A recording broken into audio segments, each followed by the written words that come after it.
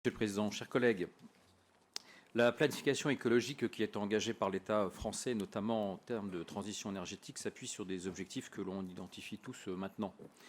Diminution des effets de gaz à effet de serre de 40% d'ici 2030, neutralité carbone à atteindre en 2050 et bien d'autres objectifs encore.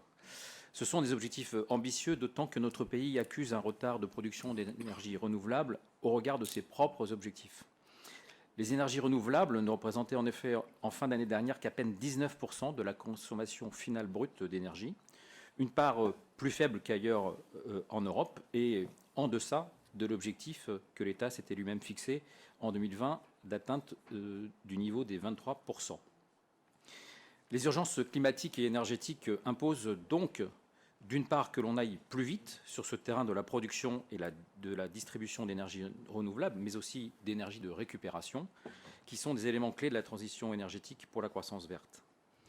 D'autre part, nous n'oublions pas que l'explosion et la volatilité du coût des énergies fossiles ont impacté fortement le pouvoir d'achat de nos concitoyens, tout comme celui de nos collectivités. Et sur ces deux volets, il y a aujourd'hui une forte attente à l'égard des acteurs publics et des collectivités territoriales pour répondre aux défis de la réduction de notre consommation énergétique, au développement des énergies décarbonées, mais aussi lutter contre une précarité énergétique qui frappe un nombre toujours plus important de ménages qui éprouvent des difficultés à disposer de la fourniture d'énergie nécessaire à la satisfaction de leurs besoins élémentaires, soit en raison de l'inadaptation de leurs ressources, soit de leurs conditions d'habitat. Sur ce dernier point, évidemment, des actions doivent continuer à être menées pour améliorer la performance énergétique des logements. La loi de mars 2023 relative à l'accélération de la production d'énergie renouvelable offre de nouvelles opportunités aux collectivités locales pour jouer justement un rôle important dans le développement des installations d'énergie renouvelable.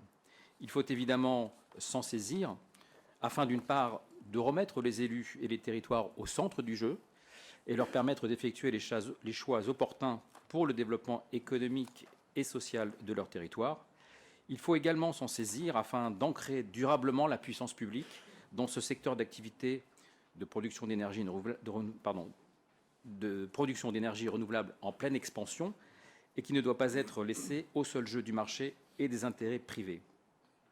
On a par ailleurs besoin, vous l'avez précisé tout à l'heure, Monsieur le Président, d'une fonction de coordination des initiatives locales, notamment en ce qui concerne les réseaux de chaleur, mais pas que, afin d'éviter que les villes ne soient en constante concurrence pour l'exploitation de leur sous-sol.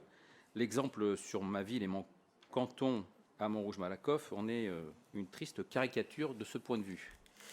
Il nous semble que le projet de SEM local de l'énergie qui nous est proposé ce matin vise donc ces objectifs. C'est pourquoi nous voterons favorablement ce rapport, en espérant que vous pourrez également, le moment venu, associer les différents groupes de cette Assemblée à sa gouvernance. Je vous remercie.